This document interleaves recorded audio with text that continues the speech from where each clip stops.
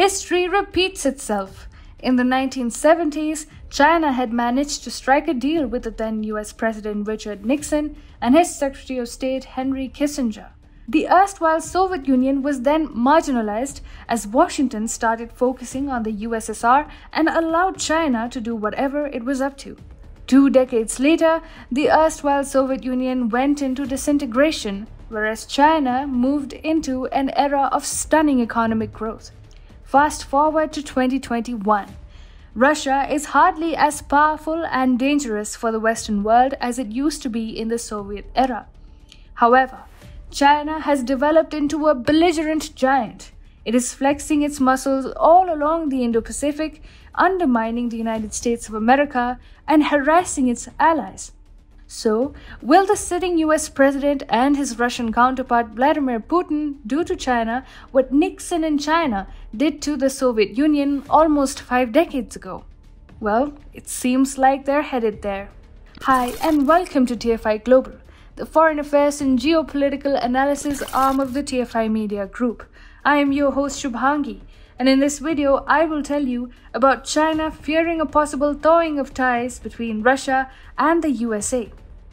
For a long time, we at TFI Global have been talking about the scope for cooperation between Russia and the USA against China, as the two nations can find much in common when it comes to the problems they face from China. Recently, we even did a video pressing President Joe Biden to realize this, because the sooner he does so, the better. Now, it looks as if the Biden administration is truly headed there, and China is already nervous. Chinese President Xi Jinping is facing one of the biggest geopolitical setbacks of his life ever since Russia and the US held professional and substantive talks on strategic stability in Switzerland on July 28. China, on its own part, is able to read into the broad purpose of the US-Russia talks. It knows that the Biden administration in the US understands how a wedge can be driven between Moscow and Beijing as a part of its larger strategy to completely isolate China and also to focus its energies purely on China.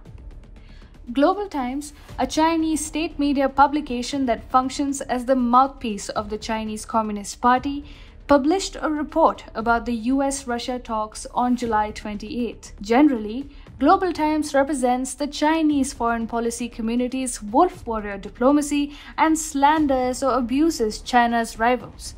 However, this time around, Global Times seemed rather passive. Global Times reported that as per US State Department spokesperson Ned Price, the American delegation discussed policy priorities and the current security environment, national perceptions of threats to strategic stability, prospects for new nuclear arms control, and the format for future strategic stability dialogue sessions. The uncharacteristic Global Times report didn't use a dramatic title either. It simply stated, US-Russia strategic stability talks unlikely to yield tangible results. The report itself is of a very factual character, with Global Times failing to explain why the strategic stability talks were unlikely to give good results. The July 28th talks between the US and Russia follow the Geneva meeting between US President Joe Biden and his Russian counterpart Vladimir Putin in June. At that time, Putin and Biden had issued a US-Russia presidential joint statement on strategic stability. Now, the US-Russia talks are picking up pace, and this is getting Beijing worried. Global Times reported the two sides agreed to hold another strategic stability dialogue in September. Before that, Washington and Moscow will, through informal negotiations, determine the agenda to be discussed. For China, any attempt by the US and Russia to stabilize their bilateral ties is going to have far-reaching implications. Firstly, it will allow the Biden administration to focus freely on China. Presently, its focus is divided between Moscow and Beijing, which gives China some respite. Secondly, if Russia gets rid of American and European sanctions, it will have no qualms in abandoning China, and the Sino-Russian relationship would lose its very foundation. And thirdly, there are a number of common grievances against China on which Moscow and Washington could start cooperating. Biden has been already pushing Russia to cooperate in the cybersecurity sector.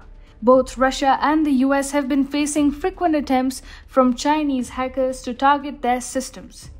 Then, there is also an inherent danger posed by China's growing nuclear arsenal.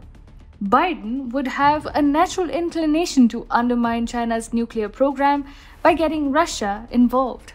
In fact, Global Times too reported, when promoting US-Russia strategic stability dialogue, the Biden administration has been sensationalizing with groundless excuses so-called China's expansion of nuclear power. This is obviously being done in a bid to pile pressure on China's arms control.